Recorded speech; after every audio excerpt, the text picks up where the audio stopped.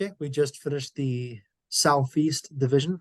Uh, and actually, now that I'm realizing it, I should have done this in our last session, but let's jump into this for a second. I'll do that later. I am changing my mind. So, never mind. Jumping into the the Northwest Division with the NBA champion Denver Nuggets. Are you seeing my screen? You are. Yep. Right? Okay. There we go. Okay, NBA champion Denver Nuggets. The biggest thing is that all 5 starters return to this team. Nikola Jokic, who was MVP runner-up, averages 24.5 points, 11.8 rebounds, 9.8 assists. He's 0.2 assists away from being a triple-double last year. Aaron Gordon, who was fantastic in that NBA Finals against the Heat. Michael Porter, he does shoot 41% from 3. He disappears every now and then, but he's really good when he shows up. Kentavious Caldwell-Pope, another excellent 3-point shooter and defender, and Jamal Murray, who averages 20 points per game as well. All 5 starters return on a team that won the NBA Finals last year. That's pretty scary for other teams. Yeah. So they draft Julian Strawther in the first round out of Gonzaga, and Hunter Tyson and Jalen Pickett in the second round out of Clemson and Penn State. Christian Brown was the rookie last year, and he was also excellent in the NBA Finals. He kind of grew up before our eyes in the NBA Finals and played really well. Reggie Jackson and DeAndre Jordan and Zeke Naji also all returned from last year's team.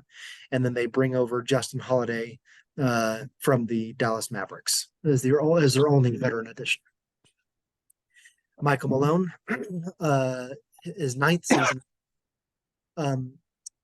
One thing that needs to be shared here is he won 34 games, something like that, 32 games in his first season with the Nuggets. I think this is a really good opportunity to show that sticking with a coach, even though he struggles in his first few seasons, pays off sometimes. Yeah. Because he built this Nuggets up over 9 seasons and finally won the NBA championship last year. It's kind of a caution to those other teams to not just fire a coach after 3 seasons, because Michael Malone really built that team up to be a powerhouse. Ryan Bowen has been with him all 9 years. Popeye Jones is in his 3rd season there. So, what I was going to say again about the longevity of Michael Malone's tenure, it's a great opportunity to see that a coach needs time sometimes to build up a team. I think Michael Malone had them in position after 5 years, right? The last 4 years, the Nuggets have been one of the top teams in the Western Conference, but last year they finally won the NBA championship. And I love to see sometimes when a coach can do it for 9 years and finally pay off. And it's a real kick in the pants to other teams that kind of fire a coach like the Phoenix Suns, Monty Williams, because they didn't win the NBA championship last year. They fired him, and so things like that doesn't work that way sometimes. One team gets to win every year, and last year the Nuggets did it. As I said, returning all 5 starters is really kind of scary for any other team that's going to face the Nuggets. That kind of cohesion that returns all 5 starters plus several of their depth pieces. They don't lose a whole lot, honestly. They lose a couple players here and there, and all of them are depth pieces, and so I think the Nuggets have a really good chance of returning to the NBA Finals this year. Yeah, talking about what a team has built. I mean, really over the last 5 years, they haven't had very many significant changes to their roster. A little tweak here and there. With just in the last couple of years bringing in, say, DeAndre Jordan, Reggie Jackson to bring a veteran presence. But other than that, they've tried to keep their core pretty similar, and that's what's really paid off for them, I think. Which a lot of other teams is just say, hey, let's just try to build an all NBA team and see if we can win, which both you and I dislike. But my only comment on the team is I think the only reason Jokic didn't win his third straight MVP was the NBA trying to avoid repetition. Yeah. He absolutely deserved it. He's absolutely the best player in the NBA. And I don't see any reason why he can't win a third and 4 year MVP this season, just because he is the best player in the NBA. And I don't think that's arguable at this point. Um, so I'm excited to see what they can do. I think I'm predicting them to be there at the end of to be playing in June again this season. So we'll see. One thing I would throw in there about why maybe he doesn't win the MVP last year, he's not a flashy player. He doesn't he and that goes to show how good he is, but just from a standpoint where he's not going to do the Giannis beat downs in the post. He's not going to do the you know Air Jordan. He has like a 2 inch vertical, so it's he's not going to high rise and dunk. I think he can barely dunk, and he's 7 feet tall.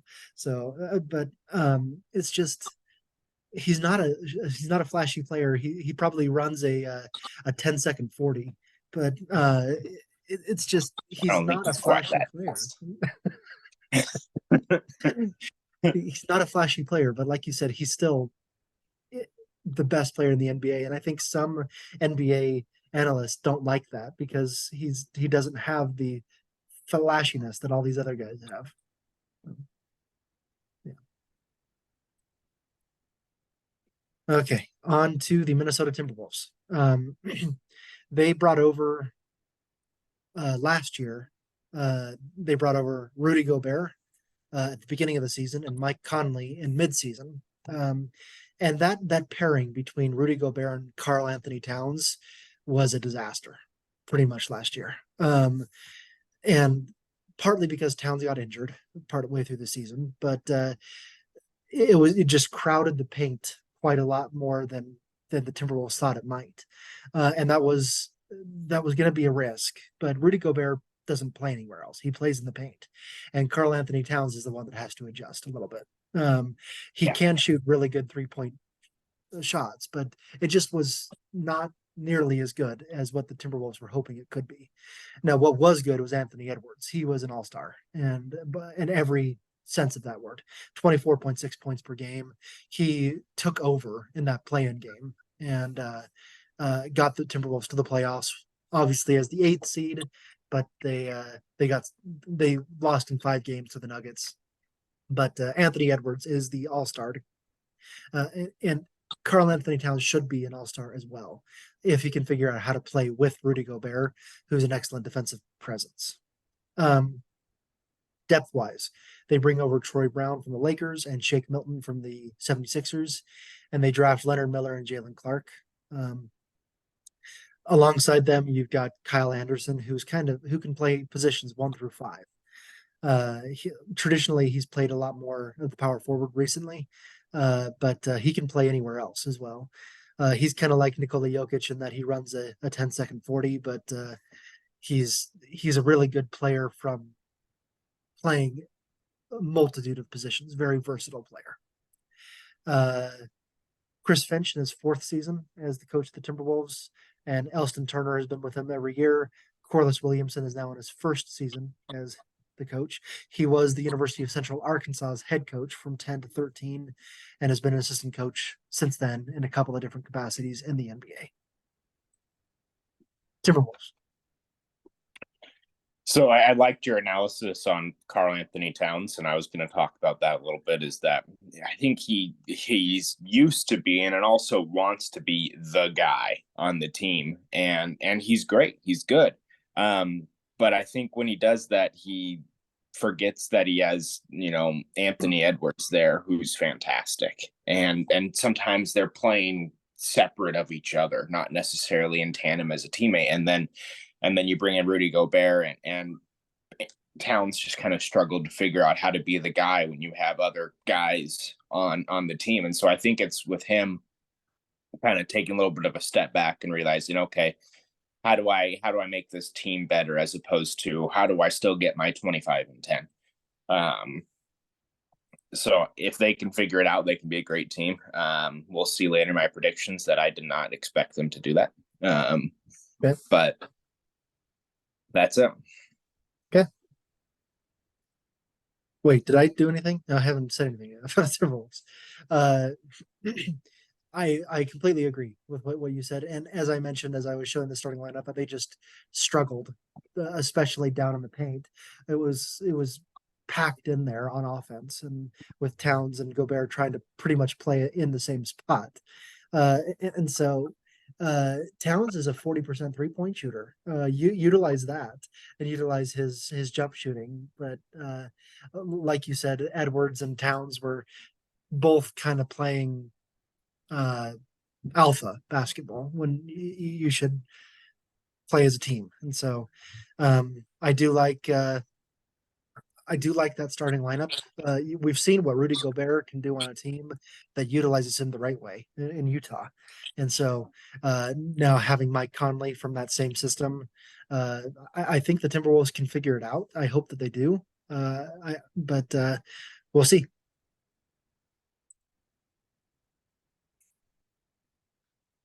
Oklahoma City Thunder.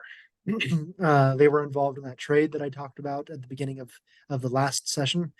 But their starting lineup remains somewhat the same, and somewhat obviously because of Chet Holmgren. He was the second overall pick last year, got hurt in the preseason games, the summer league, and did not play at all last year because of that injury.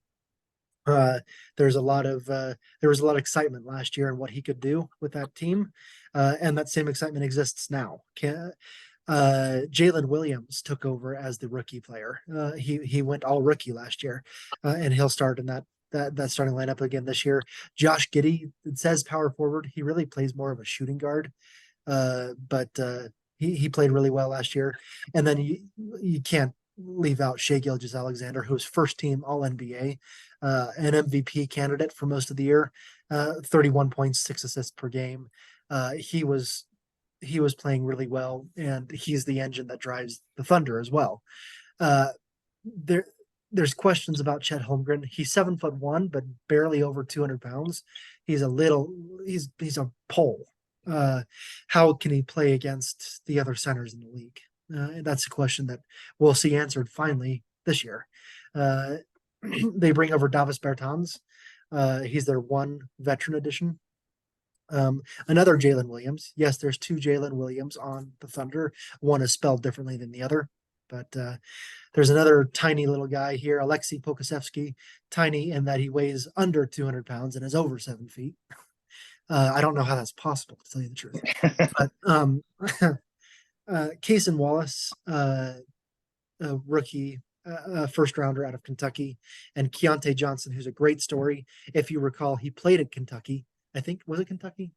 Can't remember, Louisville, something like that, for a couple of seasons, and he collapsed on the court and went into a coma for I think a 3-day, 4-day coma, and then snapped out of it, and then transferred to Kansas State, where he averaged 20 something points a game there, and is now in the NBA. So a great story of resilience from Keontae Johnson, uh, along with Trey Mann and Aaron Wiggins in that depth.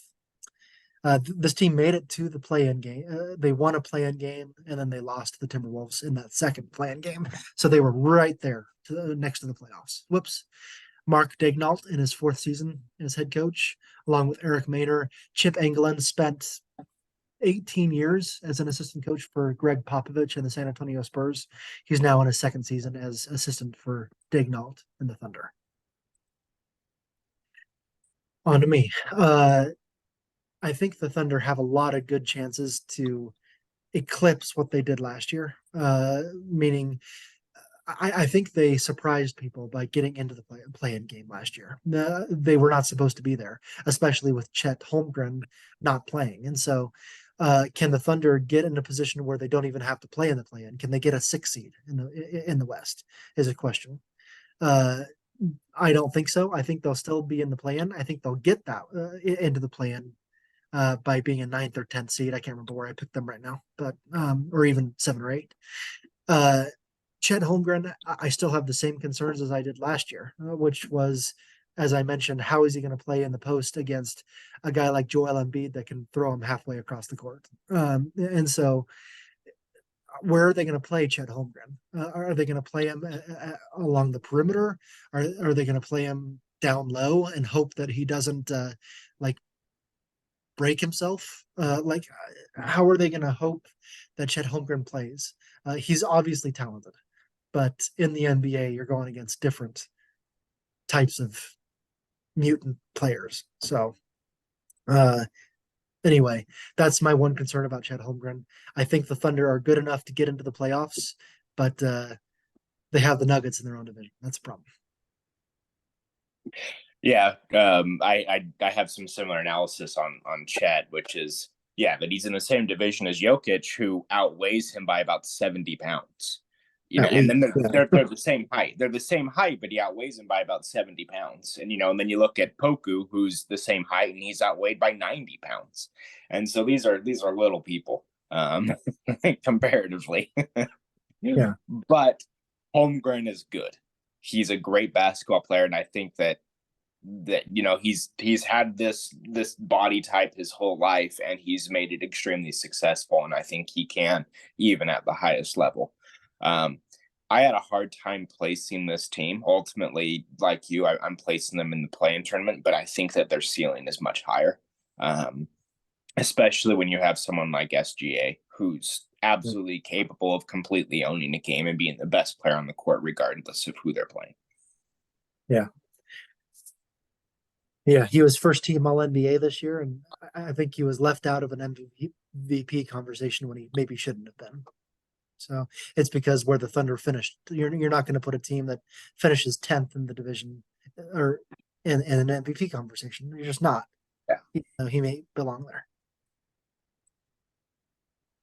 Okay. Portland Trailblazers, who went through one of the biggest changes of any team, meaning Damian Lillard is gone. They finally granted his trade request and sent him off to the Milwaukee Bucks. So to replace him, they traded for DeAndre Ayton in that three-team trade. DeAndre Ayton comes over from the Suns. He replaces what's the guy's name? I forgot his name now. Anyway, the previous center that they had there, that I can't remember his name for the life of me. Do you remember his name? If you wouldn't have asked me. Yeah. Anyway, DeAndre Ayton comes over to fill that spot. He averaged 18 points and 10 rebounds per game for the Suns last year. And so Nurkic. Yes, Nurkic. Yusuf Nurkic is who Ayton replaces, and he averages more points than Nurkic does. And so he could be the player that this team builds around this year. He was never the first option in Phoenix, but he will be in Portland. Jeremy Grant also averaged 20 points per game last year, shot 40% from three. Anthony Simons came off the bench and for Lillard. Now he's going to be in the starting lineup. He averaged 21 points off the bench last year. So those three right in the middle of your screen there are probably going to be the three guys that lead this team. Then you have the two rookies on the outside, Chris Murray and Scoot Henderson. Henderson was a third overall pick coming out of the G League. He averaged 21 points and 6 assists per game at the G League level. And Chris Murray out of Iowa, who's the brother of the Kings player, Keegan, who also averaged 20 points and 8 rebounds per game in college there at Iowa. So that's your starting lineup for the Trailblazers this year. Young and much different than we've seen. 4 out of 5 players are changed out of the starting lineup from last year. Shaden Sharp, Kevin Knox, Matisse Thybulle are your 3 depth players that played a lot last year. Get out of here. They bring over in a trade. They traded for Drew Holiday initially, and then they traded him away to the Celtics to bring over Robert Williams and Malcolm Brogdon, who are going to play off the bench there. 2 really good players from the Celtics. Skylar Mays is an interesting one because he played mainly in the G League, but when he played for the Trailblazers, I think just 4 games, he averaged 15 points and 8 assists per game in those 4 games, and so you'll see him a little bit more. Ryan Rupert comes out of France as a rookie as well, and Moses Brown, 7'2" player that they signed from the Brooklyn Nets. Chauncey Billups in his third season as head coach. He's a pro basketball Hall of Famer for the Pistons, NBA Finals MVP once upon a time. Scott Brooks, who was the Thunder coach for 8 or 9 seasons, is now an assistant for Chauncey in his third season with the Trailblazers, and Roy Rogers also in his third year. Okay, Trailblazers, Dustin. So I think that the GM has decided, okay, it's full rebuild time, that they've traded away, they've got some picks in return, and kind of expecting, maybe even hoping to be a bottom of the West team for the next 2 seasons, grab some more grab some more lottery picks and just build it from there. They have actually some great players like Robert Williams, Malcolm Brogdon, DeAndre Ayton that are there that they could build a successful team around this year. So I think that they're trying to enter rebuild mode and may not have done it the right way. And so I'm interested to see how the season goes, because I think they could accidentally be a middle of the pack team if they don't try hard enough. But this is a team that's trying to get some lottery picks in the next season or two. Yeah, they call it a competitive rebuild, right? Mhm. And it usually that doesn't work. Sometimes teams surprise. You see a team every year or so that they're supposed to be rebuilding and they find themselves in the playoffs, and you kind of think they kind of think, wait a minute, we're not supposed to be here. We want lottery picks, uh, and so I don't think the Trailblazers will fall victim to that. I don't think they'll make the playoffs, but yeah, you got a competitive rebuild going when you bring over DeAndre Ayton. You don't really expect to, if they wanted a competitive rebuild, they would have traded for someone else, or if they wanted to rebuild completely. I mean, but when you bring over DeAndre Ayton, you want to at least compete a little bit this year if you bring him over. And so, yeah, I agree that this is a team hoping for some draft picks, but I think they're also saying, hey, if we win 35 games this year and make a play in 10th seed, we'll be okay too. So Yep. they won't make that, but it's good to hope. Okay, and the last team, the Utah Jazz. Speaking of getting a lot of picks, the Jazz had 3 first-round picks this year. None of them, you're not going to see any of them here, but in the starting lineup. But Lauri Markkanen was the most improved player from last year. Deserved it. He suddenly showed that he's a all-star. 26 points per game, 9 rebounds per game. He was really good. His best attribute is at 3-point line. He's really good 3-point shooter, but he can score from just about anywhere as well. Walker Kessler was on the all rookie team. He led the NBA in blocks with 2.3 blocks per game last year. And so watch out. He's the new Rudy Gobert in that team, and is really good from that position. Jordan Clarkson, he won the NBA Six Man of the Year 2 years in a row, but now he's in the starting lineup, where he averaged 20 points per game as well. Colin Sexton is that kind of piece that he started some games at point guard and then he came off the bench some years, but he's supposed to be that starter at point guard. And John Collins is the new addition coming over from the Hawks to try to beef up that interior and try to get more play coming there. As I mentioned, 3 first-round picks. Bryce Sensabaugh out of Ohio State, Taylor Hendricks out of Central Florida, and Keontae George out of Baylor. Remember, they traded pretty much all of their guys: Donovan Mitchell, Rudy Gobert, Mike Conley, Joe Ingles, Bogdanovich. All those guys are gone, and they brought in first-round picks over the next few years to do that. 3 of them were this year, and those are the 3 players that came out of that. All 3 had really good college careers. Bryce Sensabaugh might be the best of the bunch, and he was the last of those first-round picks. And so, watch that to happen. Chris Dunn led the team in a lot of categories, including assists. And so he could come off the bench or even start at point guard if Colin Sexton doesn't pan out. But Kelly Olynyk as well started a lot of games last year. Will Hardy is in a second season as head coach. Jason Terry also in his second year as assistant, and Scott Morrison coming over in his first year as assistant over there. Is it my turn? Yeah, it's my turn. Uh, so this is a team that I think could be sneaky good this year. Honestly, you look at that starting lineup, and those are five good players.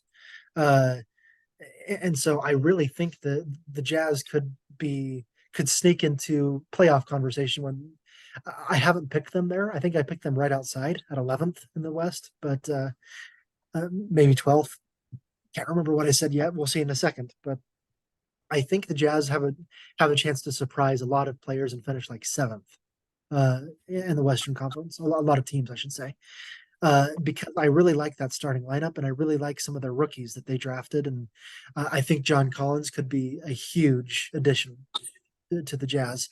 And so, but they could also slide all the way to 13th in the West. It just kind of depends. I think Colin Sexton is the key player there. He's shown a lot that he can be a starting point guard, but he's also shown that he can be a lame duck kind of role player that doesn't do much. And so, what kind of player is Colin Sexton? And I think that will show a lot of what the Jazz will do this year. Yeah, I think I agree with you in a lot of ways where the strategy has got to be like for Danny Ainge, whatever you do, you have a plan for the next couple of years.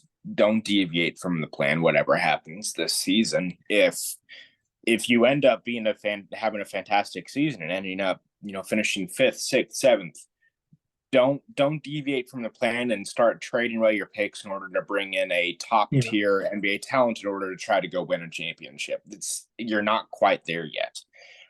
And also, if you finish 12th, 13th, something like that, also don't freak out and say, okay, we've got to really hit the rebuild because of this team and start trading away stuff. You have a great roster set up, and what you need is 1 to 2 more years to flesh out your depth, to get this chemistry and this core building together, and then you could absolutely be perhaps the best team in the West 3 years from now. And I think that's got to be the plan for Danny Ainge is remember what you did in Boston. You said, okay, we did this, and then next thing you know, you're competing for championships 5, 6, 7 years later. And I think that's got to be the same thing as you've done the strategy. Whatever happens, however successful or not you are this season, keep with the plan, keep those picks rolling, keep your chemistry and your core together, and you could absolutely be the best team in the West in 2 to 3 years. I think that's absolutely reachable. For this season, I expect it to be as expected, somewhere in the 9 to 12 range. Mm-hmm. Yep. Okay, let's look at how we pick this conference. We both have the Nuggets at the top and the Trailblazers at the bottom, and the Jazz at fourth, actually. So the only two that we've flipped is the Thunder and Timberwolves. I have them in second. You have the Thunder in second. But there's not a whole lot of analysis to go from that. But anything you want to say? There could be a huge gap in between the Nuggets and the Thunder, but it could also be a small gap. I think I expect the Nuggets to be the top team in the West, and the Thunder could be anywhere else. Yeah, that's true. Yes. I think there is a large gap between, in this case, the Nuggets and the Timberwolves. I don't think there's a large gap between the Timberwolves and Thunder. I think they're right next to each other. But um, okay, and let's look at how we pick the Western and Eastern conferences. We both have the Nuggets on the top spot in the Western Conference. Our Eastern Conference is a little different. I have the Bucks in the top spot. You have the Cavs. You have the Bucks in the third, and I have the Cavs in the fourth. But there's a lot to unpack here. We don't have to go through everything. But is there anything you want to point out, either from your own, or say, "Hey, Scott, this is stupid," or anything else? We both have Maybe Celtics in second. since we have some time, let's take this like one conference at a time, Yeah. starting with the East. And so I think that we both have good expectations for the Celtics to be a top team. Yeah. There, our Bucks and Celtics are both in the top three, right? I'm having high hopes for the Knicks. And I think that it's telling that we both have the 76ers in the bottom half of the playoffs, that we're saying, hey, Yeah. that we're expecting them to make the playoffs, but not to be a title contender. I'd like to point out further down on number 7, I have the Hornets making the Yeah. playoffs, or at least getting into the play-in, and hopefully then making the playoffs from there. Um, let's see what else I got here. Whereas you have the Hornets finishing absolute dead last. Yeah. And I don't feel good about that. I really don't. But I, yeah, I think That's the Hornets could be anywhere up here too. So Yeah, that's probably the biggest gap and differences that we have. Is I'm expecting a good season out of the Hornets, a really good season. We also have a pretty big gap with the Cavs. We both expect them to be playoff teams, but I'm saying they're going to win the Eastern Conference. yeah, and I wasn't so sure about winning the Eastern Conference, but they'll host a first round at least for me. Uh, Tell me about the Wizards being at number 10 for you and number 15 for me. Yeah, that was again looking at the all the divisions and looking at the conference. I I was I was thinking that there always is that team that surprises. That last year was the Thunder in the Western Conference that were not expected to be in the play-in, and I thought the Wizards could be that team in this year's NBA. That suddenly they're playing okay basketball at the end of the season, and they sneak into that 10th spot and play a play-in game. They lose a play-in game, but they sneak in either way, and that's kind of what I was thinking. I know you have the Wizards as the worst team in the league, but I'm not so low on the Wizards, especially with a healthy Kyle Kuzma and a Jordan Poole to hopefully play off of him. So that's what I was thinking. Right? We both have the Magic and the Nets in the same spot, 11 and 12. You have the Raptors at 13. I have them in the play-in as well at 9. Um, and that was, yeah, I mean, a lot of things could be flipped here, but I, I'm low on the Pacers, much lower than you are. You have the Pacers in the play-in. Yeah, I feel like the Pacers, are capable of making the plan. I don't think they can get any higher than 9 or 10. I think that it's kind of the Magic and the Pacers are that team that'll either be in or out. Yeah. One of them will be in, one will be out. Yeah. Okay, Western Conference. Again, we both easily have the Nuggets at 1. You have the Suns at 2. I don't have them until 5. Um, we both have the Nuggets and the Grizzlies kind of high up there. And you have the Kings not until 8, while I have them at 4. So let's unpack some of that. First of all, I'll mention the Suns. Um, I I think that Kevin Durant is unfortunately turning into toxic territory. And I just with but especially with the changes that they just made to pretty much send everyone away except for 4 or 5 players from last year. I think they'll have some trouble kind of getting it together, uh, and that's why I think they'll finish 5th. They'll still make the playoffs. They still won't have to make a play-in game, but I don't think they'll finish in the top half of that playoff. Yeah, I saw this team as, like you said, they blew it up. You have now 3 alphas on the same team. And I think that, they're going to take turns winning the games and end up going to have a great regular season. And then it's just going to absolutely implode in the last few games. And then the first round, when they're going to lose in the first round is my prediction, especially against a very hot Lakers team, which is my prediction. Mhm. And so that's what I think, and I think that it'll end the Suns at that point, and they'll blow it up again. Okay. Talking about Um, the Kings, so they had an absolutely fantastic season last year, and I love them. I want them to be like you, 4th or higher, but I maybe trying to set a little bit of realism, saying, hey, they had a fantastic season, and I don't think in this tough Western Conference that they'll be able to do it again. And so I think they'll may be able to make the playoffs as a play-in team. But that's going to be it. okay. We both have the Lakers in that 7th spot.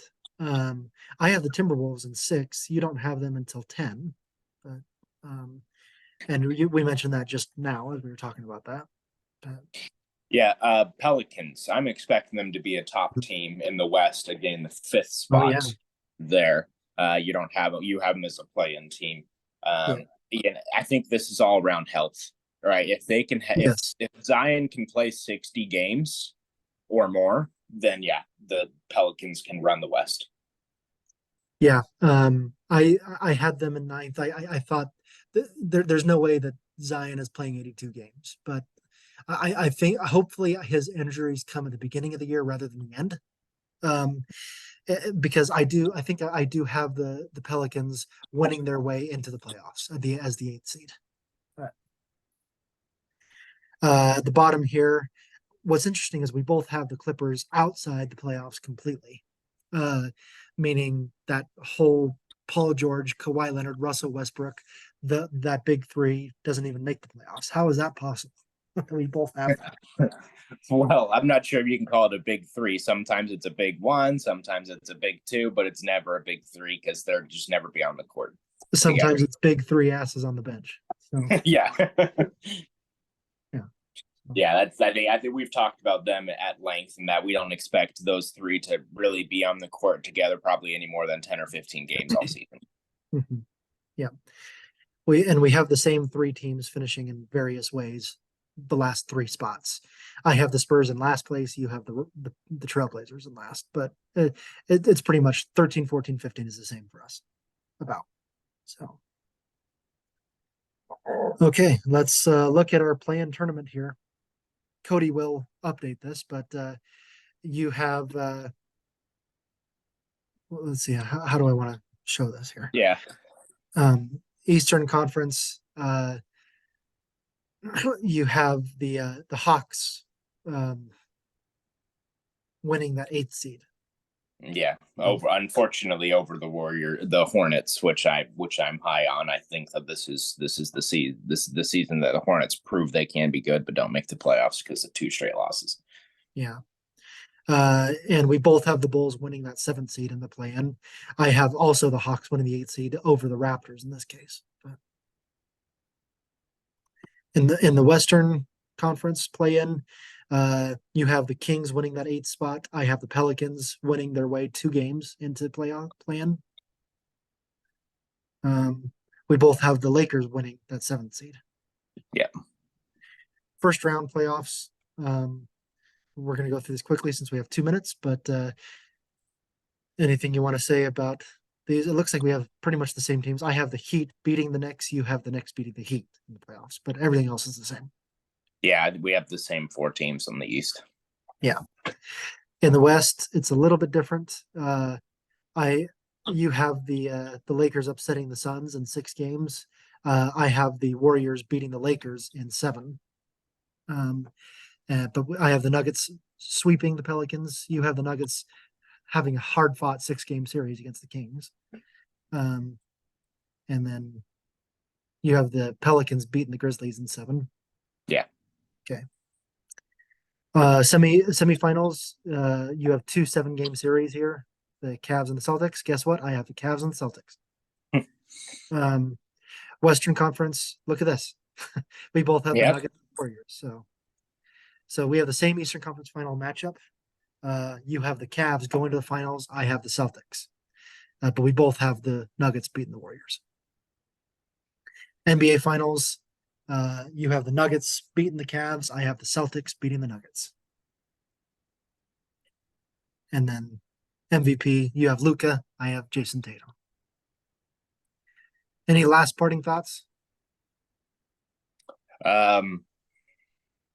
Coach of the year, Willie Green, Pelicans. Okay. I had Coach of the Year. Who did I have? Adrian Griffin, Bucks. Adrian Griffin, the Bucks. That's right. Yeah, his first season. So, okay. Well, that's I think everything we have, and so NBA season tips off on Tuesday. We'll see how close or far we are at the end of the season. All right. See ya. Okay.